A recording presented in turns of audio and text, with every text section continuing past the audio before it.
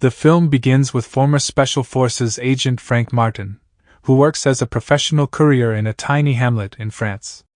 He tightly enforces a number of unbreakable regulations, including not being able to violate agreements, not knowing the client's name, and never opening entrusted packages. Frank accepts a new job and drives the rental car to a bank, unaware that the customers this time are a group of masked robbers. While police sirens blare closer, Frank nonchalantly observes their actions, pressing a button that changes the car's plate number as the robbers enter the vehicle. However, he refuses to drive away because the robbers violated an agreement. They had told him the passengers would be 3, but there were now 4. They try to make him drive at gunpoint, but he refuses. He reveals that he assessed the weight of the car and could not accommodate more than 3 passengers. The group leader becomes increasingly irritated, so he takes desperate steps, killing one of his men and sacrificing his own life to facilitate a seamless escape from the police who are chasing them. Frank drives the car with great expertise, nimbly maneuvering the city's small streets, demonstrating that his abilities are unparalleled in any situation.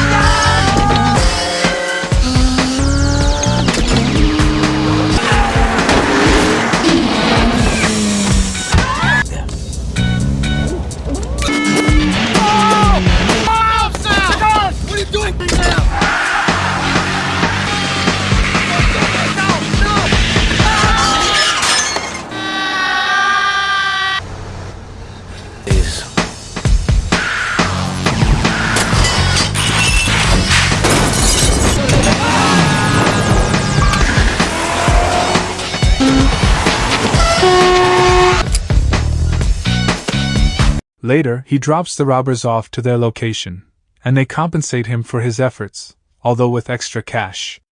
They ask Frank to drop them off somewhere else, but he declines because it was not part of the deal. Frank comes home, washes the car to remove indications of his labor, and changes the number plate with a new one. He sees on television that the police have caught the 3 robbers he previously guided. Inspector Tarconi approaches Frank's door at this point, inquiring about a black BMW involved in the last incident that showed signs of exceptional driving ability. Tarconi suspects they are well-dressed Italian mobsters, and Frank confirms he has been out of town recently. Despite living alone, Tarconi is skeptical of Frank's immaculate lifestyle, but Frank avoids more probing, and Tarconi departs, promising to return to learn more. Frank gets a new job after meeting a group of thugs in a cafe. They ask him to deliver a 50 kilograms package, and Frank firmly explains the shipping costs and the unbreakable restrictions of his job. The crooks eventually agree to his terms, and Frank burns his transaction records before leaving. The next day, Frank watches as the gangsters load the package into the trunk of his car and drive away, but then he notices that his car tire is flat, so he opens the trunk to grab the spare tire and notices the package moving, but he chooses to ignore it and focus on replacing his tire. Frank pauses for lunch and buys some cold drinks, but curiosity soon overpowers his commitment to his own rules, and he opens the package, only to discover a terrified woman inside. Frank makes a hole in the plaster, offers her juice, and continues on his journey, but the hammering from the back trunk gets so loud that Frank stops again, removes the tape, and the woman tells him she needs to pee. Frank lets the girl out of the car and gently ties a rope around her neck for protection, allowing her to finish her business in the woods. Shortly later, Frank tugs the rope that binds the girl, only to find that the cords have been broken and the girl has fled. The girl tries to flee into the woods, but Frank, with his intelligence and skills, tracks her down and jumps in to catch her. Frank throws the girl over his shoulder and returns to the car, but is astonished to see a bunch of cops waiting for him there. When they try to arrest Frank, he tosses the girl down and rapidly strikes both cops before continuing on his way. Frank arrives at his delivery location, where he encounters Darren, a wealthy American gangster who complains about the delay and believes Frank opened the gift. However, Frank tells Darren that he adhered to the set regulations. Darren approves of his statements and instructs one of his men to pay him. Before leaving, Darren sends Frank another duty, this time delivering a luggage, which Frank accepts only after checking that the weight falls inside the limitations he established. Frank's car explodes as he returns from getting a drink at a repair shop, propelling him into the air. Frank swiftly tackles the men, suspecting Darren is responsible for the explosion.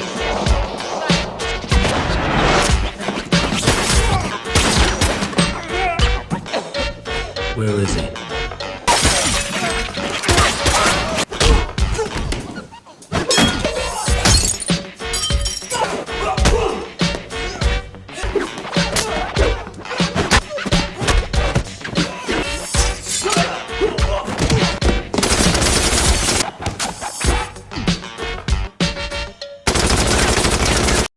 Frank goes into the garage and grabs one of the automobiles before departing.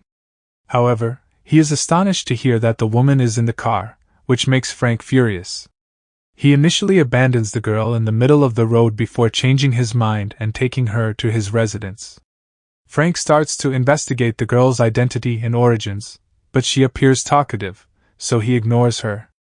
He then offers her noodles for dinner before retiring to his bedroom and inviting the girl to join him. The daughter, Lai, begins investigating the house and discovers various awards and photographs from Frank's time as a soldier.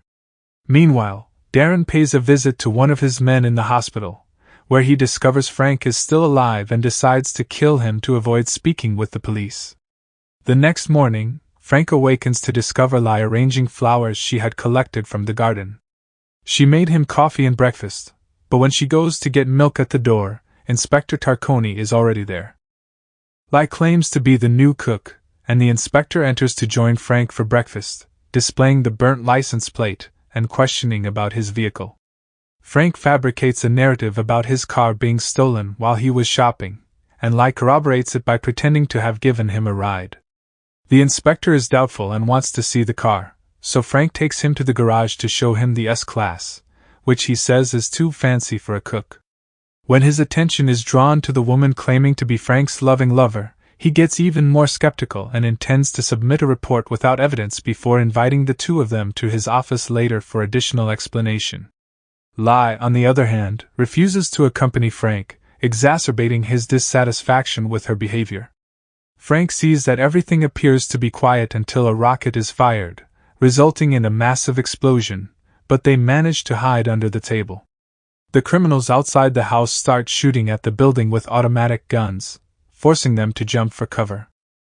A larger rocket appears, leading Frank to grab Lai and bring her to the lift, where they escape just as the explosion destroys their entire house.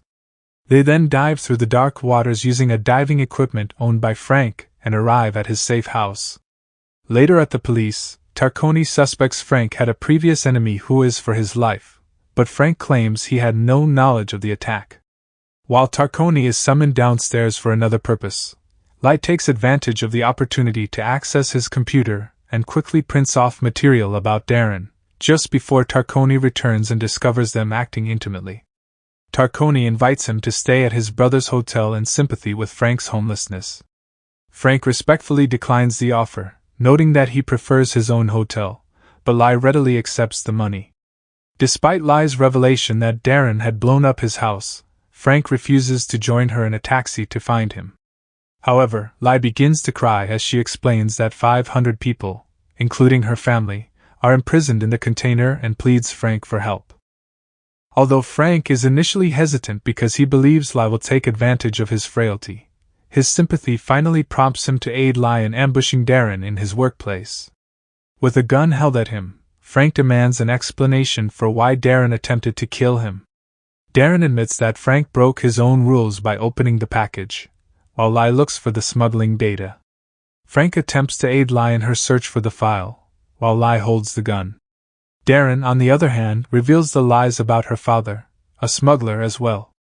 Mr. K enters to welcome his daughter, and Lai draws a gun, demanding that he stop his actions.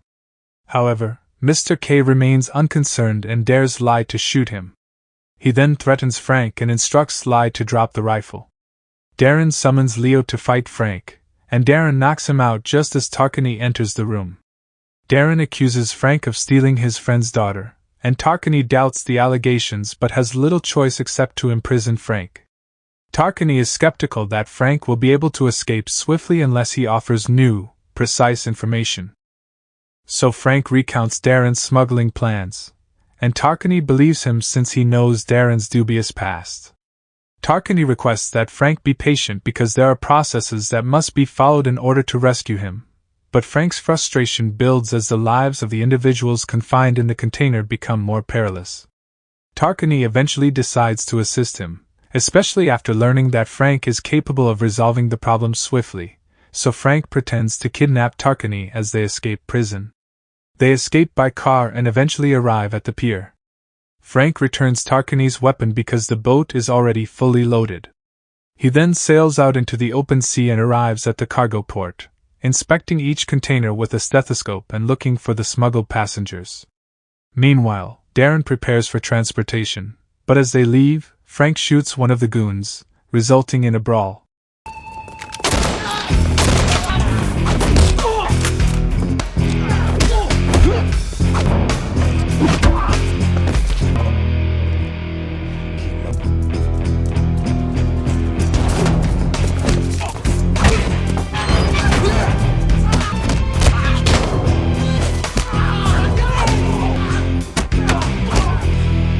Frank then climbs to the top of the container, where he sees Darren leave in a convoy of trucks.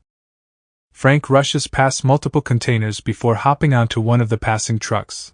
However, the driver notices him and attempts to let him go, so Frank climbs on top of a bus going beneath him and goes all the way to the bus stop. However, Darren's men are present, and the struggle restarts.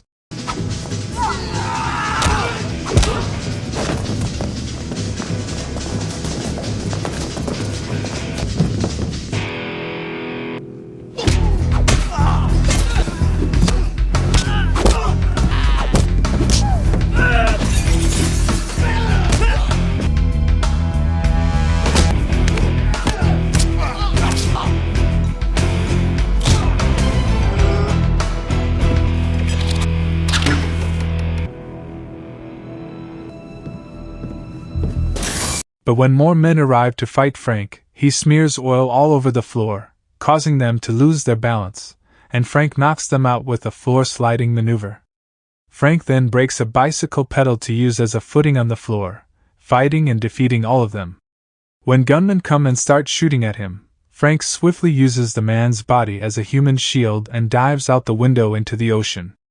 The men then put oil into the river, causing it to burn, so Frank draws oxygen from the dead man, swims to safety, and returns to the bus stop, where he steals the man's clothes and a gun before stealing an old car.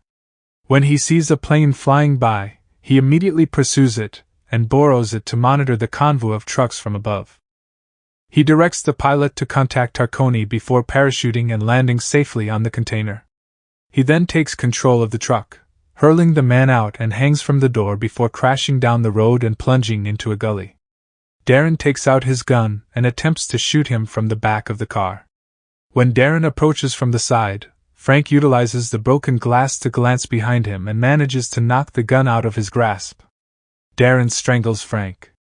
So Frank drives away, intending to overpower Darren, but Darren is able to lock Frank's neck and knock him through the windshield. Everyone assumes Frank is dead, yet he lives after hanging under the truck.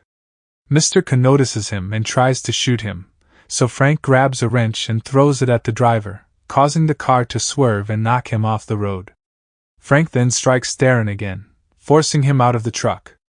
After seizing control of the vehicle and stopping it, Frank finds himself at gunpoint as Mr. K compels him to walk into a ravine, where he will be executed. When they hear a gunshot, they believe Lai has died, so K plans to murder Frank. Surprisingly, he gets shot from behind, and it turns out that Lai did it. Inspector Tarkany and other policemen arrive and open the container, revealing the persons within and transporting them to a secure location. Thank you for watching. If you're new, don't forget to subscribe for future recaps. Enjoy your day until next time.